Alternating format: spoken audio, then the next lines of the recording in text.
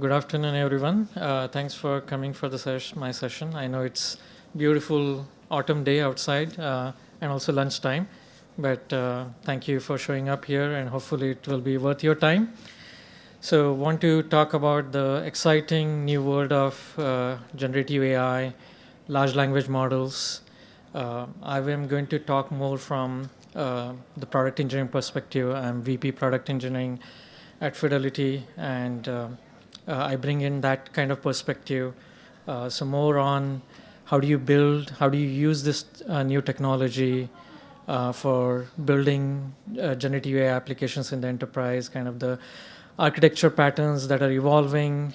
How do you choose a large language model? What are kind of those enterprise considerations? And I hope you enjoyed some of the slideshow that I have in rotation. Like a lot of these things you might have seen being posted on LinkedIn. I'm giving credit to all those people who are posting. It's amazing. It's things like just showing a picture and able to solve your homework, generating new content, and also this one, which is my handwriting, a beautiful handwriting, where in I just told it what to say and it does it, right? So you can kind of extrapolate to your applications. I saw another one which I could not put in, but somebody had a resume, and in white color, they had written that they are the best person for this job or something to that extent, which as a human being you cannot see it, but as it gets read by like a Gen AI application, it could just put it on the top of the pile. So it's amazing something. So anyway, that's it's a very brave new world, and let's see how we can use it within our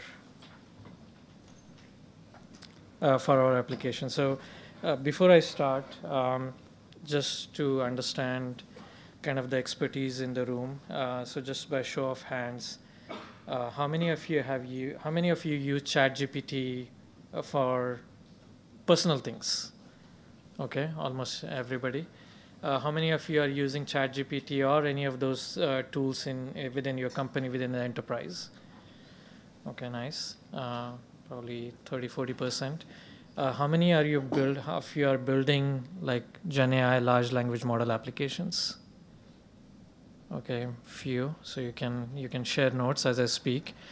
And how many are you building large language models, fine tuning, or any of those, like actually building large language models? Okay, few. Okay, so you are experts here, and again you can add to the session as we go along.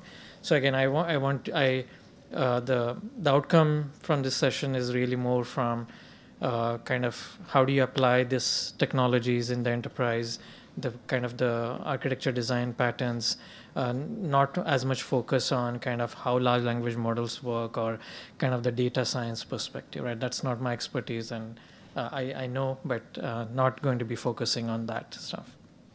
Okay, so just for probably half or more of you who like, just to talk brief about what is generative AI. So type of artificial intelligence using machine learning algorithms to create new and original content, right? So you give a prompt, like as in ChatGPT, it generates new content, and it could be across like just generating a tweet. So this was something I tried. I asked it to give a funny tweet for my talk today. I did not post it, but it's funny that, and this is so engaging, right? Like I must have spent like 10 minutes just retrying and seeing what it is. I was like so involved into it, and then I had to remind myself, hey, I need to finish my presentation and get back to it, right? So it's amazing.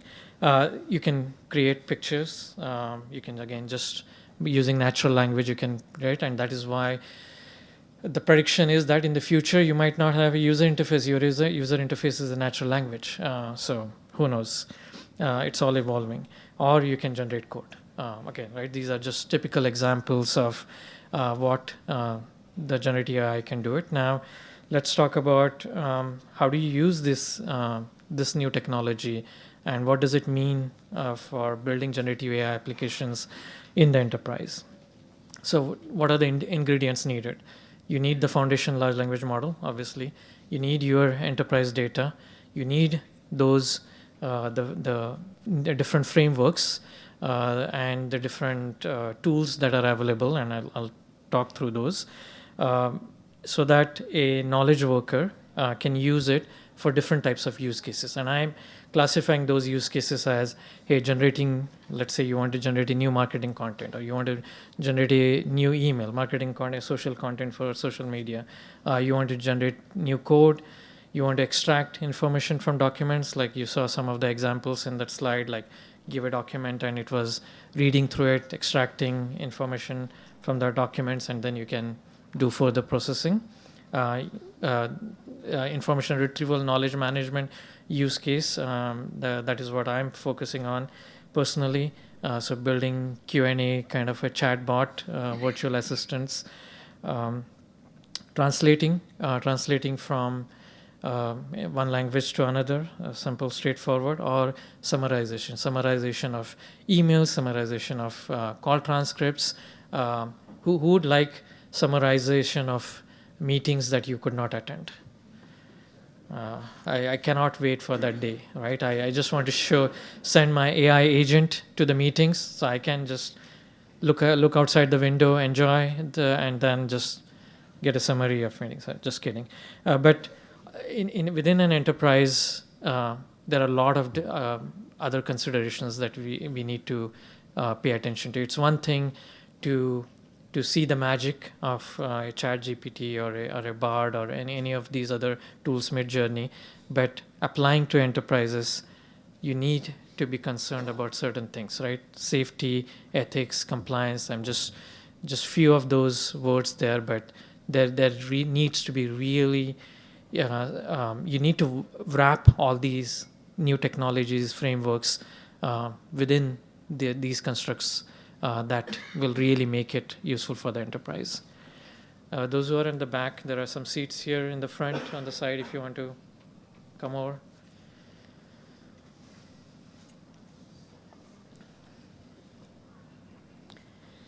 So how does a project lifecycle of a generative AI looks like? Like any other AI application, right? You need to be very clear on the use case.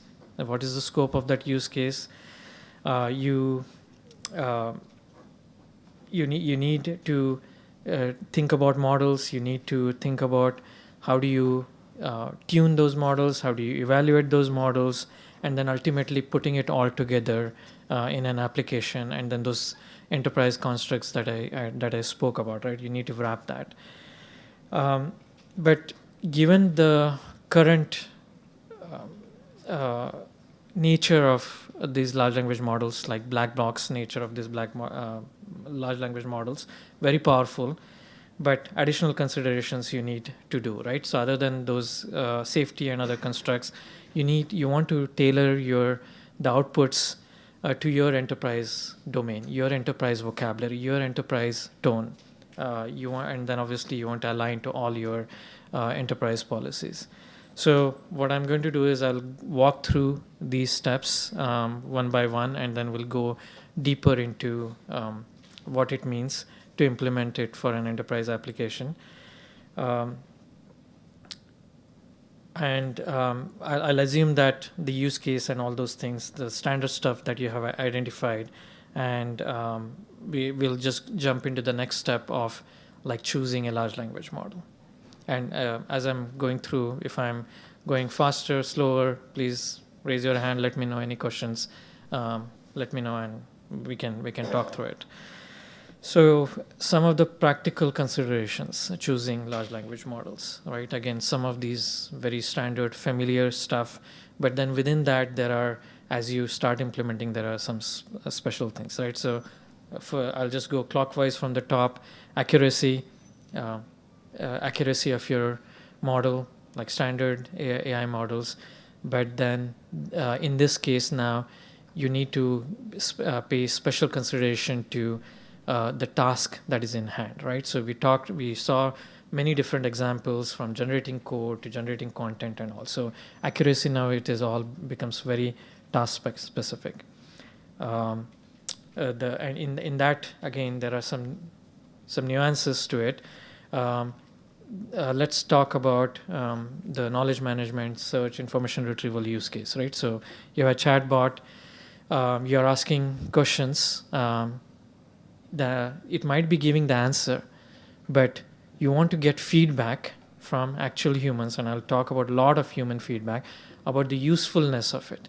It might be you might be asking for, hey, what is the process for loan origination, and it is giving you the steps, or it is giving you a link to a document, but it is actually not useful in the context. You probably are looking for specific steps in what you're doing, or you might have executed one or two steps and you want to really know now how do I proceed further, right? So the usefulness matters, the consistency. So multiple people asking that same question, again, loan origination, I might be getting a different flavor of answer, another different flavor.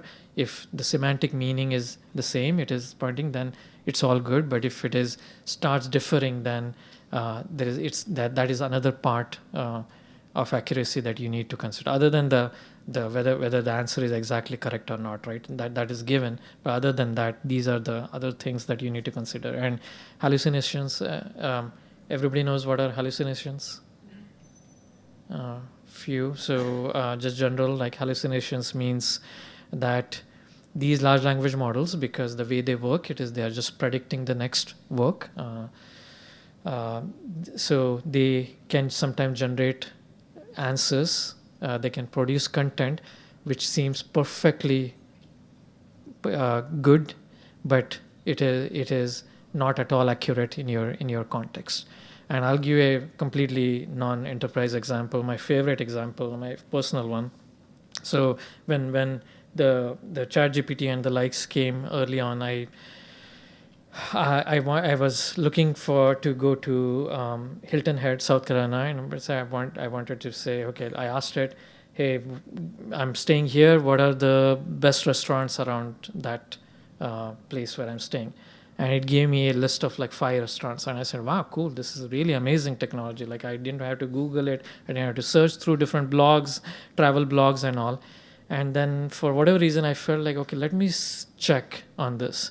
And I checked on those 5 restaurants, and not a single one existed.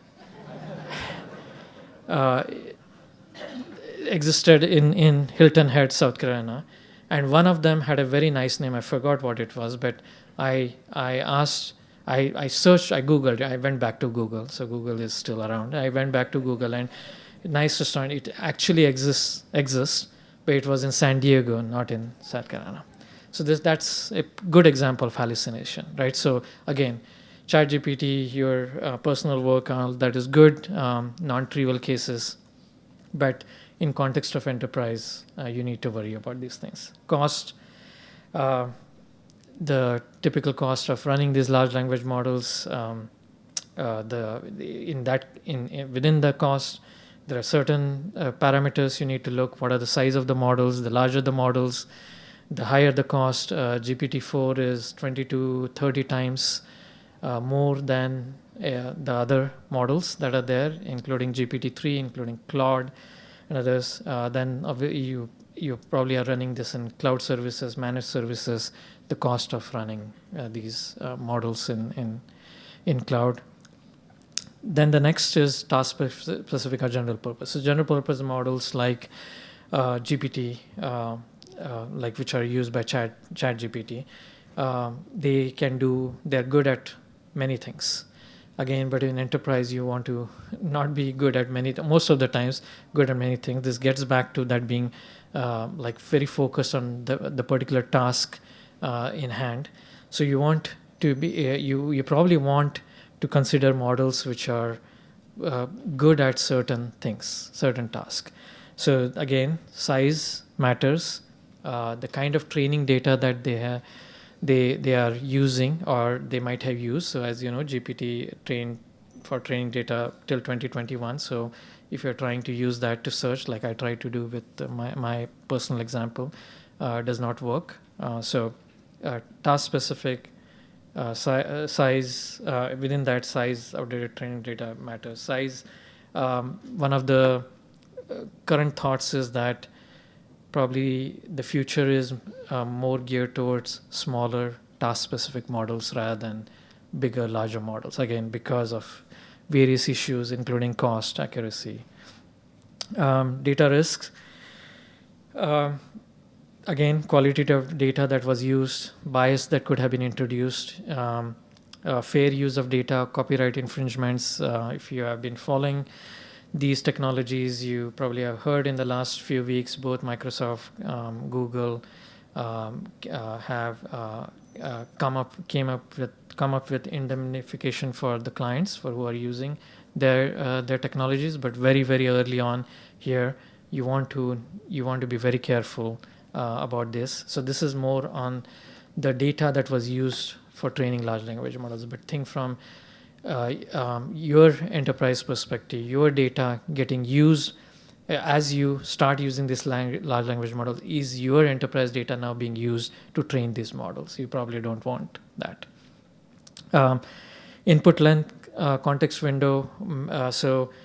Again, use case specific. Let's stick to the search information retrieval use case. You want to search through documents. You might have a 100-page document. You can't just pass that 100-page document, give that 100-page document to these models. They have a certain set of what they call the tokens. One token is probably 0.34 of a word. That's a rough estimation. So you probably you cannot give that 100-page document. So there are now considerations of what do you do now? How do you divide that document? How do you break down that document? At what point do you break that document? So that comes into considerations. Claude, which is one of the new models, not as yet powerful as GPT-4, but it takes 100,000 tokens as opposed to GPT-4, which take 32,000 tokens. So using either one of them gives you a different kind of experience, probably a different end-to-end architecture that you have to implement, and different considerations on how you want to break down your data as you pass it as an input to the model, and the latency, the performance of these models. They are very powerful, but the actual runtime performance of it, does it satisfy for your use case? Maybe there are different models which are better for your use case than larger models. And again, it gets back to probably you can see if, it is all a lot of these considerations revolve around like few things around data, around the size of the models, and also that is a recurring theme as you consider these models. Any questions before I move forward? Cool. Okay, so I'm just deviating from the life cycle steps just to show you the evolution of these models and the size, because I keep talking about the size, right? So you can see how the models have, and this is the dated slide, so you don't see the GPT-4. Probably it's 1 trillion parameters that were used to train it. But you have smaller models, you have larger models, and it is still evolving. We're still 1 year from now, it will all look different. When we come back to this conference, maybe we might have more insights into what has worked, what has not, but all evolving. My conversation as we move forward is that what do we do in the meanwhile? What are those patterns that you can use? What are things that you can do as of today to use this powerful technology for your applications? And bigger isn't always better. We talked about it. So aligning to enterprise domain. So there are kind of different approaches that are there, and again, you can divide these patterns into many different ways. But here are some kind of patterns that are evolving. First, this straightforward, the domain-specific large language model. So this is really training your model using large curated data set. The examples in the use cases I mentioned, you might have heard about Bloomberg GPT, the Google MedPalm. Bloomberg GPT is exclusively for finance. Palm 2, the version of Palm 2 for medicine. There's one for climate. There are so many others, right? The whole point of developing this is as you converse, as you use these models to generate content, they are going to be more appropriate for what domain that they have been developed for. Right? It's pretty straightforward. They're going to be more accurate. If this is the path that you take, then for your enterprise data, you have trained a model from scratch, so your data is protected, and it's all. It is not something that gets sent to the large language models if you use any external ones. Cons of it are obviously it's high cost, specialized expertise required to build this. Just a picture of it, straightforward. The next one is fine tuning. So a step down from domain specific. So instead of training on large data sets, maybe it's a smaller data set. Again, very similar kind of pros, that it's going to be more accurate, more contextually appropriate for your specific domain. Again, similar cons, but this is probably a better step could be a better step than building domain specific, because it's still going to be less cost than building from scratch. And whatever new content that you generate, say you want to generate specific marketing emails, your social content, it is going to be appropriate to your particular enterprise data or tone that you use. A picture of it. Sorry. So next is prompt engineering. So this is like a pretty straightforward way, which I think all of us have used here. When you ask a ChatGPT, you're sending in a prompt. The prompts can be not just one-line question. It can be a whole set of instructions with examples and all, and the model uses that to generate content. So again, it's the most economical, the most fastest way of generating, of creating a new generative AI application. But cons, not as accurate. You need to have very special knowledge of drafting those prompts for specific large language models. That's why the whole talk about new roles called prompt engineers, and some of you might be playing that role. I did not have anything for the use cases because this is pretty standard way. It is required for everything, all different approaches. The one that is always being talked in the context of comparison with fine tuning is the design pattern of retrieval augmented generation. So what this means is really very simplistically, before you send your input to a large language model, you have a step of searching, information retrieval. So you search your data set, you get whatever your top 5, top 10, top 20 results, and now use that as the context to send an input to the large language model. So what that does is that it helps in terms of making sure that the output is within that context, so it reduces hallucinations. It is not going to try to generate output from its own training data, because you have specified that context. And the other important thing is that the output is going to be based on the latest data. So those use cases, that's why a Q&A information retrieval is a best example for this. When you're searching for information, you want latest information. You don't want information that is 1 year old, 2 year old, right? So for those use cases. Yeah. So sorry to interrupt. Yeah.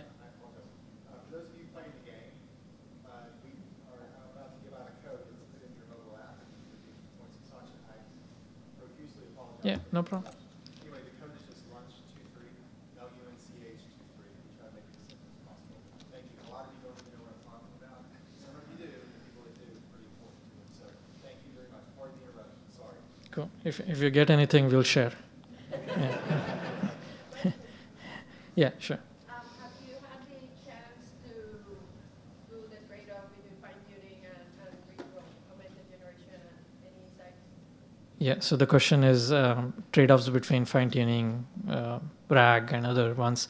My next slide is going to talk about that. So I'll just finish off on RAG, retrieval augmented generation, very powerful pattern that has evolved and kind of helps from the issues that we talked in the previous slide in terms of whether it is the amount of data input that you send, the hallucination issues and all. A lot of these are getting solved by RAG. Question? Do you have a recommended open source vector database? I have a list, but I have used like Pinecone and others, but there are so many. I think most.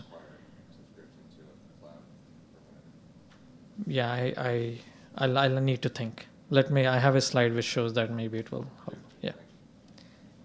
Somebody had a question? Yeah. What are the external sources you use for that? And you said search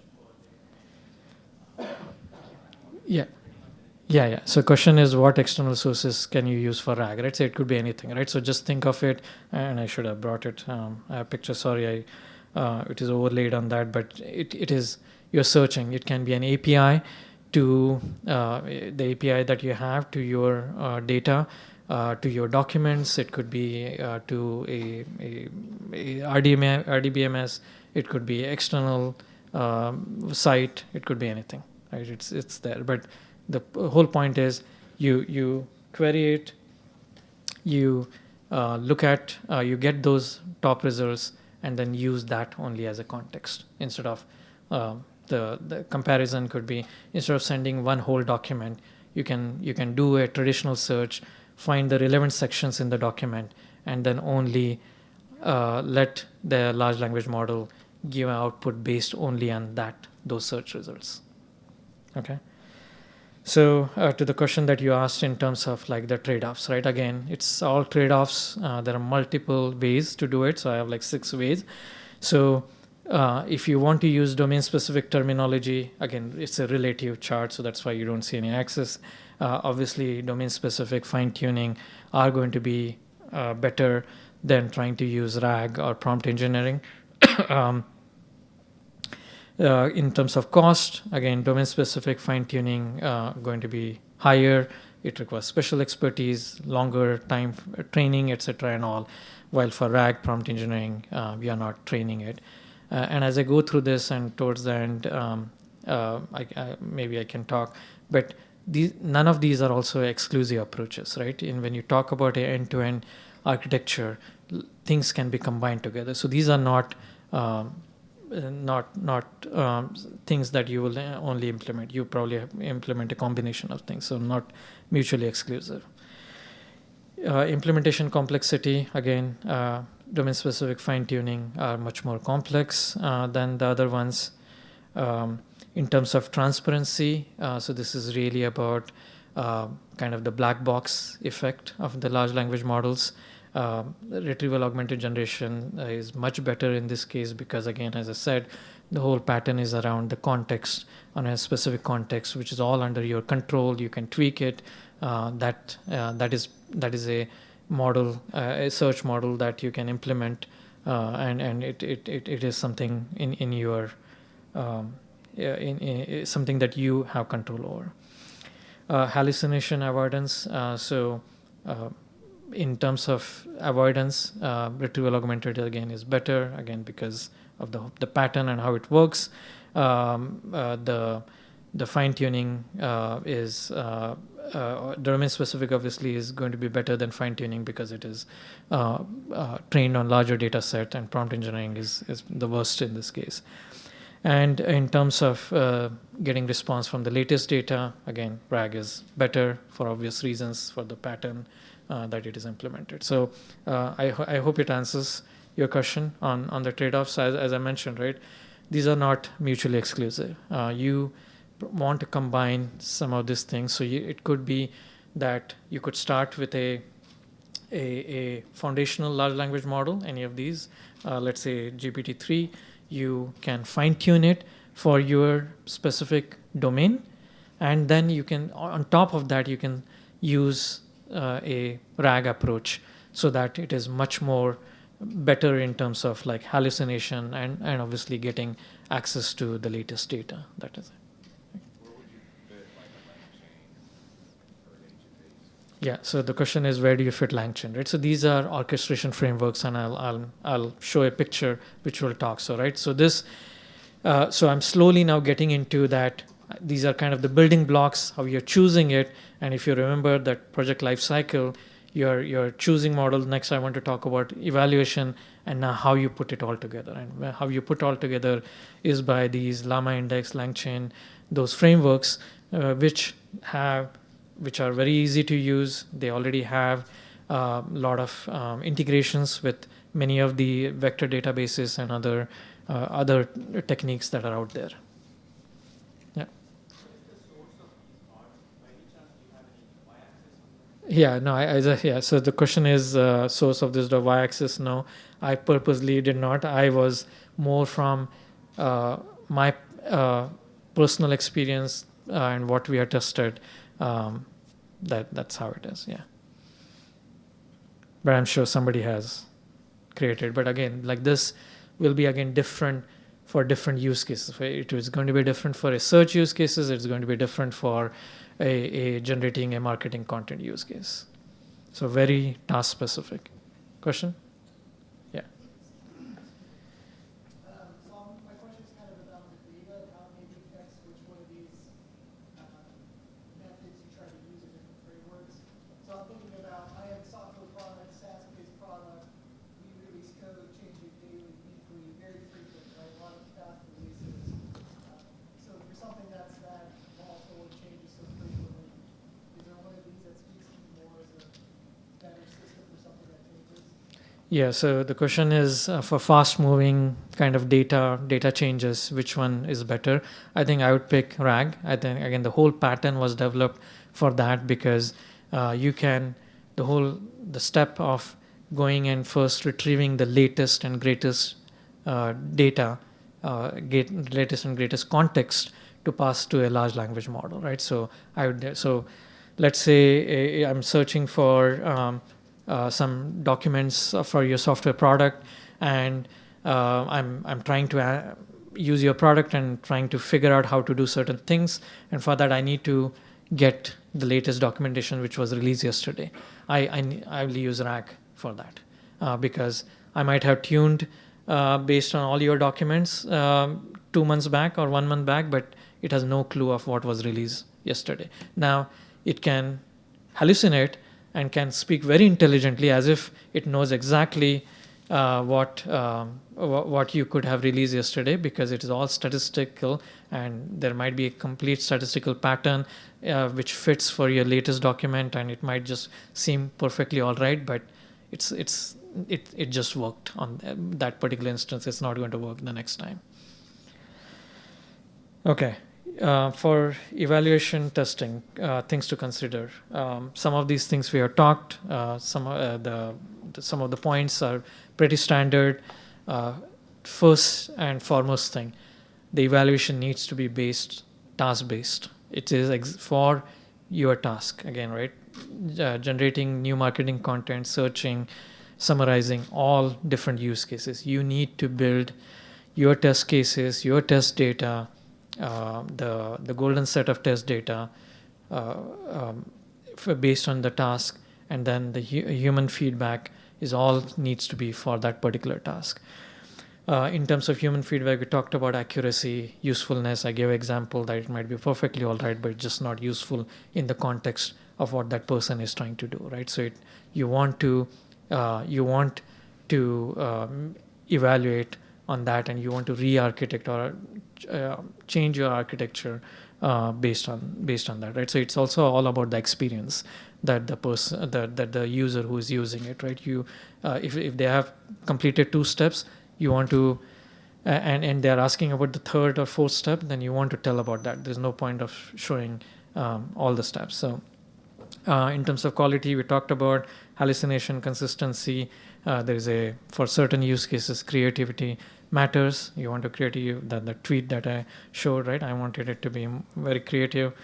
The most important aspect in terms of safety, the guardrails, cannot emphasize more. Task-based evaluation, human feedback, safety is so important. It needs to adhere to your enterprise policies. Policies around bias, toxicity, also on the whether your data getting used for training. All those things need to be considered. And the last one, explainability. Large language models are black box. If you're using this technology for taking certain decisions, you want to know how it arrived on whatever recommendation it is giving, right? So you need to have certain explainability also built in. Where it is right now, the technology at this point, the human in the loop is the most, I think is the way to go. This is not ready for prime time. Prime time in the sense that not ready to be just be out in the wild. I know that is how OpenAI has is their philosophy, that just release it and and figure it out along the way. But you see that a lot of other companies are not following that steps, right? So cannot emphasize more on using this technology or experimenting with this technology for use cases where you have human in the loop, right? So it could be that you're generating a marketing content, or you're generating a social content, but there's a human who is reviewing it and adjusting it. Or if it is summarization, there is a human who is reviewing the summary before it gets sent out to a client, for example. Cool. So just getting into now, I just have a couple more slides. So the end-to-end architecture, I borrowed it from A16Z venture capital firm. This is something that they published a couple months back. I really liked it. It talks about now, if you again remember the project lifecycle, we talked about the building blocks. How do you put it all together, right? So there's a lot of things going on. The central part is the orchestration. So this is where the tools like LangChain, Llama Index, and others come into picture, that you can orchestrate across everything. Again, there are multiple steps in terms of getting the data. If you're implementing a RAG pattern, then you want to do that search, and that search, I did not talk much, but the question was about like vector database, which you see on the top right there. But vector database is really all about able to do a semantic search. So search based on the context of what you're asking, like all the search engines today work that way. So the way that is how it is implemented is through creating embeddings of your text and then searching on those embeddings, and these are the vector embeddings. So you're really searching not the older keyword search, but really searching through that vector space. So the words and the meanings of the words which are closer, they are in the same space, and that is how the database is able to retrieve. So vector database is a very important part of the end-to-end architecture. And again, because you want to do that semantic search using a RAG pattern, that's why you see that. And then you have the large language models on the bottom right, could be hosted on the cloud provider. The caching you need to reduce cost, your usual operational stuff that is out there, and then on the left hand side, the other important component that is evolving, which is prompt engineering. And again, prompt engineering is an evolving field, a lot of different techniques. I don't plan to go there, but there are various ways of generating prompts which can become highly complex. You can ask large language models to like actually say things step by step, and that makes a difference. If you tell it to pause, think, it gets you much more better responses than just saying, hey, here is my question, here is my data, now figure out the answer for me. So the reasoning capability of these large language models, and it's all these emergent capabilities of these models, it's all evolving. That is better. You can better utilize if you use some very sophisticated prompting, as opposed to the kind of probably prompting most of us use in ChatGPT, where we are just throwing things at it and just probably in a one sentence asking questions, right? Here is that the stack again. It is from the same the blog, and again different databases that are there, different models, different plugins for orchestration. I already talked about hosting it, cloud providers, all kinds of things. Right? These are all evolving capabilities or evolving components that you require to build an end-to-end application. I think I have one last slide before I get into takeaways. Any questions? Okay, so takeaways, concluding from what we talked, the space is evolving. You need to use appropriate architecture patterns, which I talked about. You need to shield your application from the changes. You want to abstract it out. Today you have certain models. Tomorrow you could have completely different models which might be more powerful, right? So this whole ongoing conversation of maybe smaller task-specific models, task-specific trained models are better than using large models like GPT-4. You cannot emphasize more on experimenting, testing out, and iterating it. You need to try it out with your use case, with your data. There is no way out of this. Whatever works for certain use cases in a different context might not work for you. Human in the loop, as I mentioned, cannot again emphasize use cases. These use cases need to have human in the loop. A lot of challenges in terms of hallucination and accuracy, etc. And you want to be very careful of the data issues. What I talked about, that it is not only the input data that has gone into these models in terms of like biases and fairness, fair use of the data. Like as you know, most of these models have been trained on the whole of internet. So other than that, the output part of it is your data, are your prompts that you're using, the context, the search results that you get from using the RAG pattern that you're sending to the large language model. Are the large language models using it for training purposes? You probably don't want that, right? So again, very important aspect with data. That's all.